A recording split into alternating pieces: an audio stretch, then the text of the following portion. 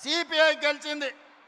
కానీ ఆ తర్వాత ఒక్క సీటు తగ్గితే ఉప ఎన్నికల్లో తెలంగాణ ప్రజలు 2 సీట్లు ఇచ్చిండ్రు.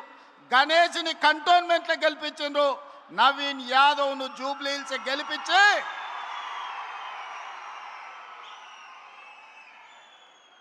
64 సీట్లను 66 సీట్లు చేసిరు. ఆనాడు నేను చెప్పిన జోస్యం ఆ తర్వాత పార్లమెంట్ ఎన్నికలు వచ్చినప్పుడు సూటిగా చేవెళ్ళ గడ్డ మీద నుంచి సవాలు విసిరిన కేసీఆర్ రాసి పెట్టుకో, పార్లమెంట్ ఎన్నికల్లో నీకు గుండు సున్నా, నీకు పంగనామాలు పెట్టిస్తే తెలంగాణ ప్రజలతోనని. పార్లమెంట్ ఎన్నికల్లో చెప్పింది చేసినాం. బీఆర్ఎస్కు గుండు సున్నా ఇప్పించినాం తెలంగాణ ప్రజలతోటి. సర్పంచ్ ఎన్నికల్లో 2/3 మెజారిటీ గెలుస్తామని చెప్పినాం. మున్సిపల్ ఎన్నికల్లో 85-90% గెలుస్తామని చెప్పినాం.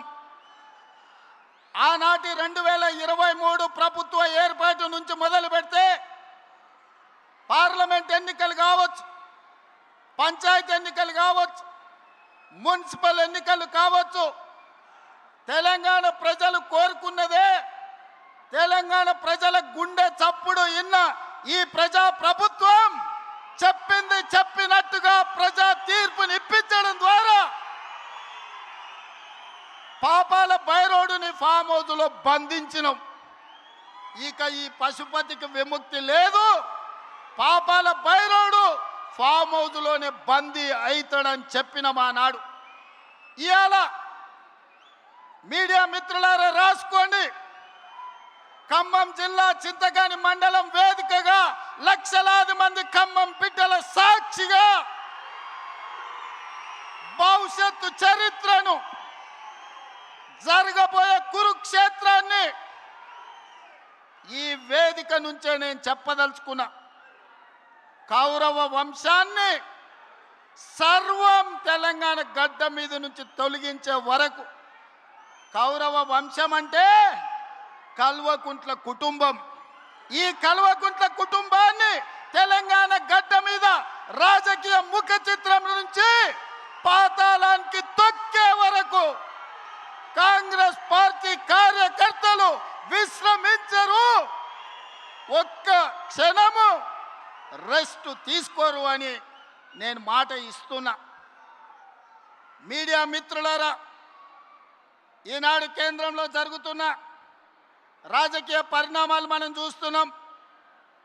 నరేంద్ర మోడీ, అమిత్ షా గారు మమతా బెనర్జీ పార్టీని చీల్చడం, ఆ పార్టీని చీల్చడం, ఇతర పార్టీలను లొంగదీసుకోవడం, వాళ్ళు అనుకున్న సీట్లు పెంచాలన్న బిల్లును రాబోయే పార్లమెంటులో ఎట్లయినా సరే బెదిరించైనా అదిరించైనా లొంగ తీసుకొనైనా బిల్లు ఆమోదింప చేసుకోవడానికి సర్వశక్తులు ఒడ్డుతున్నారు.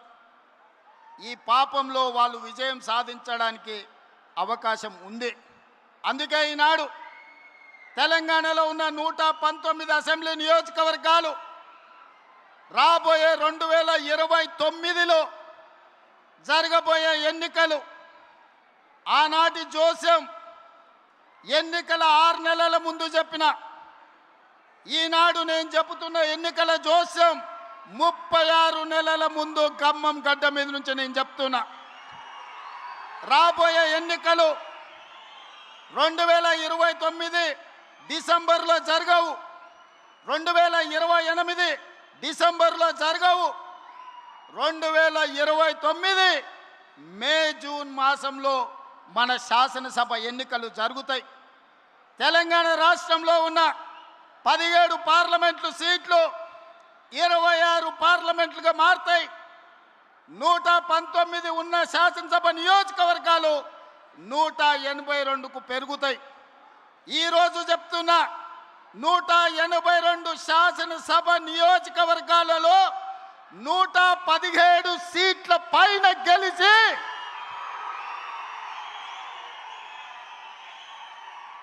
117 మీడియా మిత్రులారా రాసుకోండి. 117 అంటే 117 శాసన సభ్యులను గెలిపించుకొని రెండవసారి తెలంగాణ రాష్ట్రంలో ప్రజాపాలనను కాంగ్రెస్ ప్రభుత్వాన్ని గెలిపిస్తాం. రాముడు మీద,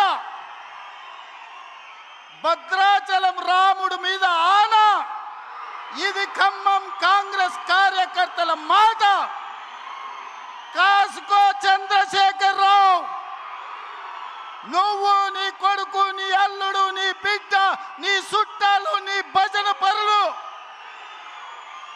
నీ ఒప్పందాలు, నీ దొంగ సర్వేలు చేసే దొంగ ఏజెన్సీలతో సహా గుర్తుపెట్టుకోండి. ఈ తారీఖు జూలై 10, 2026 నాడు మాట చెప్తున్నా. ఈ మాట కోసం రోజుకు 18 గంటలు పనిచేస్తాం మేమందరం, మా మిత్రులందరూ. ఒక్క క్షణం కూడా పెరగము, ఆలస్యం చేయము. ఎవరిని కూడా అన్యాయం జరగనీయం. తెలంగాణ ప్రజలకు, దళితులు, గిరిజనులు, ఆదివాసీలు, బలైన వర్గాలు, మైనారిటీలు,